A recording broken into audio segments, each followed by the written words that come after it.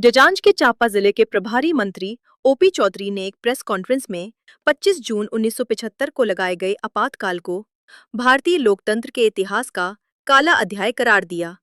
उन्होंने कहा कि तत्कालीन कांग्रेस सरकार ने संविधान की मूल भावना को कुचलते हुए लोकतंत्र की आत्मा पर कुठाराघात किया था। मंत्री चौधरी ने कहा कि 1975 का वो कार्यकाल ऐसा था जब सत्ता संविधान से ऊपर हो गई थी। संविधान को बंदी बना लिया गया और 24वें संविधान संशोधन के जरिए लोकतंत्र की आत्मा को ही बदल डाला गया।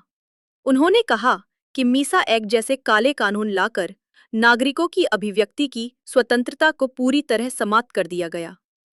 उन्होंने दावा किया कि मीसा एक्ट के तहत 1,40,000 से अधिक लोगों को बिना किसी मुकदमे के जेल में डाल दिया गया, जिनमें जांजगीर जिले के भी कई लोग शामिल थे। छत्तीसगढ़ में भी आपातकाल का असर। प्रभारी मंत्री ने छत्तीसगढ़ विधानसभा में नेता प्रतिपक्ष चरणदास महंत पर निशाना साधते हुए कहा कि महंत आपातकाल प्रेरित सोच के प्रतिनिधि हैं।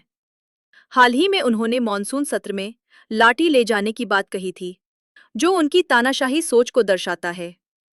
ओपी चौधरी ने कहा कि 25 जून को प्रदेश भर में काला दिवस के रूप में मनाया जाएगा ताकि नई पीढ़ी को लोकतंत्र की कीमत और उसके दमन के खतरों की जानकारी हो सके। उन्होंने कहा कि आपातकाल के दौरान व्यक्ति पूजा और परिवारवाद चरम पर था। इंदिरा को इंडिया और इंडिया को इंदिरा कहने की संस्कृति लाई गई थी, जिसे आज भी कांग्रेस आगे बढ़ा रही है। हमारे देश के लोकतंत्र के इतिहास में सबसे काला अध्याय अगर कोई आया था तो आपातकाल का दौर था, जब कांग्रेस ने श्रीमती इंदिरा गांधी जी ने देश पे आपातकाल लागू किया था। इस समय सारे मौलिक अधिकारों को समाप्त कर दिया गया था।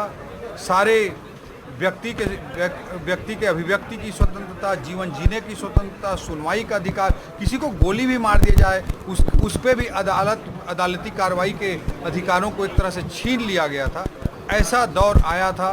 ये व्यक्ति पूजा की, परिवार पूजा की चरम पराकाष्ठा का दौर था, जब कांग्रेस के लोग कहते थे Indira is India and India is Indira. इस तरह की स्थिति